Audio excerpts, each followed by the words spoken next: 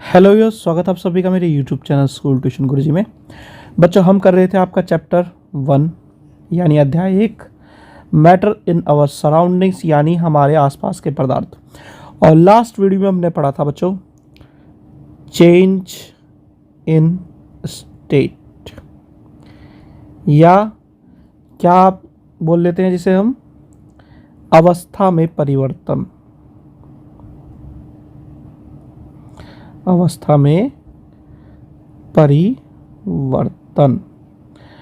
और इसमें एक चीज़ हमने जानी थी बच्चों कि टेम्परेचर से कैसे हम एक स्टेट से दूसरे स्टेट में मूव कर सकते हैं।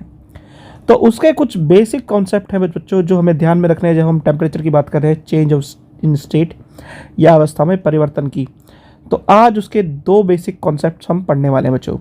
चलो तो शुरू करते हैं बच्चों और बढ़ते हैं अपने टॉपिक की तरफ।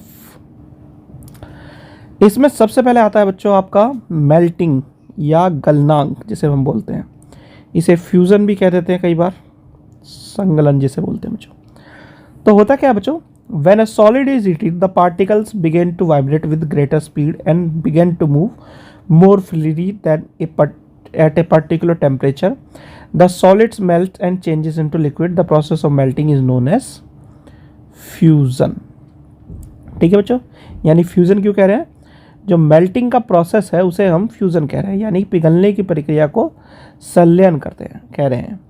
अब और क्या कह रहा है बच्चों कि जब किसी ठोस को हम गर्म करते हैं तो उसके कण अधिक गति से कंपन करने लगते हैं और अधिक मुक्त रूप से गति करने लगते हैं, और ज़्यादा मुक्त जैसी की स्थिति हो उससे भी ज़्यादा अधिक स्थिति से वो गति करने लगते हैं, और फिर एक विशेष तापमान पर ठोस पिघलकर द्रव्य में बदल जाता है। इसी को हम क्या कह देते हैं बच्चों, इसी को हम कह देते हैं मेल्टिंग, या क्या कह देते हैं बच्चों, फ्यूजन या गलनांक या संगलन जिसे कहते हैं बच्चों।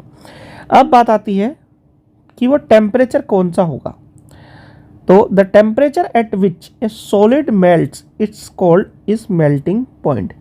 यानी कि एक टेम्परेचर यानी कि एक निश्चित तापमान, और वह निश्चित तापमान कैसा होना चाहिए जिस पर एक ठोस पिघल जाता हो, उसका गलनांक कहलाएगा या मेल्टिंग पॉइंट कहलाएगा।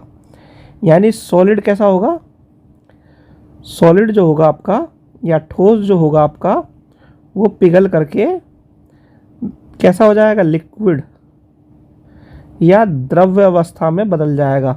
अब इसका एक आसान सा उदाहरण है बच्चों, कौन सा है बच्चों आपका आसान सा उदाहरण बच्चों आपका, कि जो बर्फ़ है वो क्या करनी शुरू हो जाएगी, धीरे धीरे जब उसे गर्म करेंगे तो वो पिघलनी शुरू हो जाएगी। तो 0 डिग्री पर जमती है, ठीक है, उससे धीरे धीरे आप ऊपर लेके जाएंगे टेम्परेचर को तो वो गलनी शुरू हो जाएगी, यानी क्या होनी शुरू हो जाएगी बच्चों, मेल्ट होनी शुरू हो जाएगी। अब इसमें एक चीज़ और आती है बच्चों, वो क्या आती है आपकी, लेटेंट हीट ऑफ फ्यूजन यानी संगलन की गुप्त ऊष्मा। अब ये क्या कॉन्सेप्ट है बच्चों, ये भी एक बेसिक सिंपल सा कॉन्सेप्ट है। ये क्या कहता है बच्चों कि the amount of heat energy required to change 1 kg of solid into liquid at atmospheric temperature at its melting point is called latent heat of fusion. ठीक है, यानी कि वायुमंडलीय दाब पर 1 किलोग्राम ठोस, यानी कोई आपके पास 1 किलो ठोस है या 1 किलो सॉलिड है आपके पास, और उसको क्या किया आपने, पिघला करके द्रव्य अवस्था में बदल दिया, यानी सॉलिड से वो किस में आ गई, लिक्विड में आ गई, यानी ठोस से द्रव्य अवस्था में आ गई। अब इसमें जितनी आवश्यक मात्रा में ऊर्जा होगी उसको हम क्या कह देते हैं, संगलन ऑफ की गुप्त ऊष्मा, यानी लेटेंट हीट ऑफ फ्यूजन के नाम से हम इसे जानते हैं बच्चों। ठीक है, चलिए अब आगे बढ़ते हैं। अब आता है बच्चों बॉइलिंग पॉइंट। ठीक है, तो बॉइलिंग पॉइंट क्या होता है, उसमें और इसमें थोड़ा सा गड़बड़ हो गया बच्चों, ये जो टाइपिंग है वो गलत हो गई है। वहाँ पे था आपका धीरे धीरे मेल्ट होना शुरू होगा, ठीक है, यहाँ पे बॉइलिंग की बात कर रहे हैं। तो क्या गलत हो गया वो भी मैं बताता हूँ आपको। पहले बात कर लेते हैं बॉइलिंग पॉइंट। बॉइलिंग पॉइंट को क्या कहते हैं बच्चों, हम क्वाथनांक कहते हैं बच्चों हम।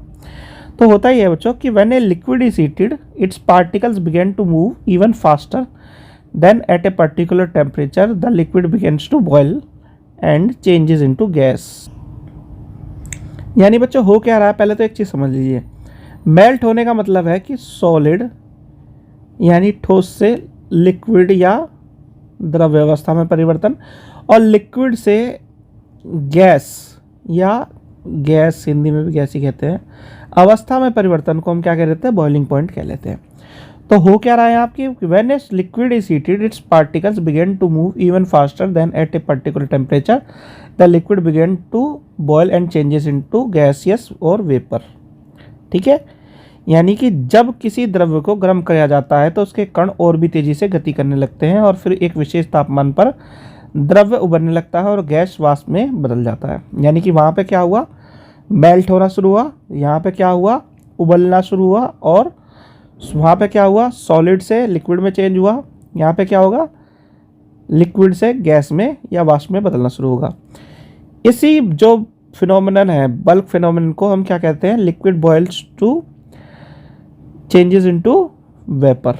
ठीक है, यानी कि जब कोई द्रव्य उबलता है तो वो विशेष रूप से वाष्प में बदल जाता है बच्चों। ठीक है, ये एक बल्क फिनोमिनन है। अब है बच्चों, the temperature at which liquid start boiling is called boiling point, यानी वह तापमान जिस पर कोई द्रव्य उबलने लगता है उसे क्वथनांक कहते हैं।